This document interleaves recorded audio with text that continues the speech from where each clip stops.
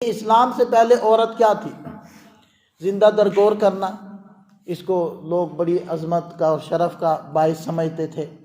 اچھا، عورتوں کو وراثت میں حصہ نہ دینا، عورت کو گھر کی ایک دیگر اشیاء، استعمالی اشیاء کی طرح ایک شے سمجھنا، عورت کی اپنی کوئی مرضی نہیں، عورت کی اپنی کوئی پسند نہیں، عورت کی اپنی کوئی چاہت نہیں، جو اس کے خاوند، جو اس کا والد، جو اس کا بڑا کہے گا بس وہی ٹھیک ہے۔ اسلام نے آ کر سب معاملات کے اندر تبدیلی پیدا کی، عورت کو وراثت میں حق دیا، اور بلکہ اس طریقے سے حق دیا کہ وراثت کو بیان کرتے ہوئے اللہ تعالیٰ نے عورت سے ہی شروع کیا۔ اور اگر عورت بالغ ہے، خاوند اگر عورت بالغ ہے، اس کا سرپرست، اس کا والد، اس کا بڑا بھائی اگر اس کا نکاح کر دے اس کی اجازت کے بغیر، تو جب تک وہ اجازت نہ دے وہ نکاح نافذ نہیں ہو سکتا۔ عورت کو اسلام نے ملکیت کے حقوق دیے، عورت کو پسند اور ناپسند سمجھائی، اور اس کا حق دیا، پسند اور ناپسند کا حق دیا۔ پھر عورت کو ایک عزت کا مقام دیا، ماں کا مقام دیا، بیٹی کا مقام دیا۔ اب ماں کا مقام کیا ہے؟ چار حقوق، 4 درجے کے اگر حق ہیں، 4 حصے اگر حق کے کریں تو 3 حصے ماں کا حق ہے اور 1 حصہ والد کا۔ تو یہ اسلام نے سمجھایا نا کہ ماں کی عظمت کیا ہے، بیٹی کی عظمت کیا ہے۔ 3 بیٹیوں کی جو پرورش کرے، اللہ کے نبی صلی اللہ علیہ وسلم نے فرمایا جنت میں میرے ساتھ ایسے ہوگا، ایسے 2 انگلیاں ملا کر فرمایا۔ ایک عورت نے پوچھا یا رسول اللہ اگر کسی کی 2 بیٹیاں، آپ علیہ السلام نے فرمایا 2 کی اسی طرح پرورش کرے گا اس کے لیے بھی یہی۔ یہ عزت، یہ توقیر اسلام نے دی ہے نا۔ تو اسلام نے عورت کو حقیقی معنی میں حقوق دیے ہیں۔ یہ جو یورپ آج راگ الاپتا ہے حقوق نسواں، حقوق نسواں، یہ تو دھوکہ دیتا ہے۔ یہ حقوق نسواں کی ظاہری لبادے کے اندر حقیقت میں وہ یہ چاہتا ہے کہ مسلمانوں کی عورت بھی اسی طرح بازار کی زینت بن جائے جیسے ہماری عورت ہے، وہ تو یہ چاہتے ہیں۔ تو اسلام نے جو حقوق دیے ہیں، کوئی معاشرہ، کوئی نظام ایسے حقوق نہیں دیتا جو اسلام دیتا ہے۔ حتیٰ کہ یہ فرما دیا وَلَهُنَّ مِثْلُ الَّذِي، ان عورتوں کے لیے مردوں کے ذمے اسی طرح کے حقوق ہوں گے جو کہ علیہن، جو کہ عورتوں کے ذمے مردوں کے حقوق۔ اب اس کے اندر ساری ذمہ داریاں آ گئیں عورت کی۔ اب دیکھیں کہ نکاح ہو گیا، اجازت کے بغیر نکاح نہیں ہوتا، اجازت کے ساتھ نکاح ہوا۔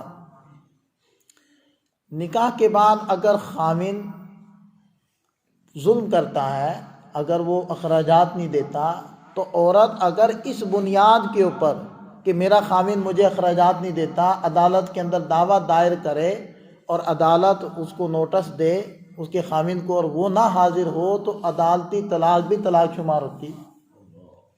اتنے حقوق اللہ نے دیے عورت کو۔ اور ٹھیک ہے عورت کو طلاق کا اختیار نہیں ہے، لیکن عورت کو خلا کا اختیار ہے۔ عورت یہ کچھ مال وہ دے کر خاوند کو وہ اپنی جان چھڑا سکتی ہے، اور وہ مال کیا ہوتا ہے؟ وہ مہر ہوتا ہے۔ بھی مہر واپس کر کے وہ اپنی جان چھڑا لے، اس کو خلا کہتے ہیں۔ تو خلا بھی عورت کو حق دیا گیا ہے۔ تو بہرحال ارشاد فرمایا کہ عورت کے لیے وہی حقوق ہے جو عورت کے ذمے مردوں کے حقوق ہیں، مرد کے حقوق ہیں، لیکن ساتھ میں فرما دیا بالمعروف۔ دیکھو دستور کے موافق مردوں کو ایک رہنمائی دے دی، ایک ہدایت کر دی کہ یہ نہ ہو کہ تم حق تو ادا کرو لیکن دل صاف نہ کرو، ٹھیک ہے؟ حق تو ادا کرو لیکن تم تعلقات نہ صحیح طریقے سے نبھاؤ، ایسا نہیں کرنا۔ بالکل دستور کے موافق، اچھے انداز میں، اچھے پیرائے میں، اچھے اخلاق میں۔ اور پھر یہ ایک رہنمائی دے دی کہ ہر بندہ اپنے حق کو ادا کرنے کی فکر کرے، ورنہ آج کل معاشرے کے اندر یہی فضا ہے، ہر ایک کا مطالبہ ہے میرے حق، میرے حق، میرا حق۔ کوئی بھی یہ سوچنے کو تیار نہیں ہے کہ میرے ذمے بھی تو کسی کے حق ہے۔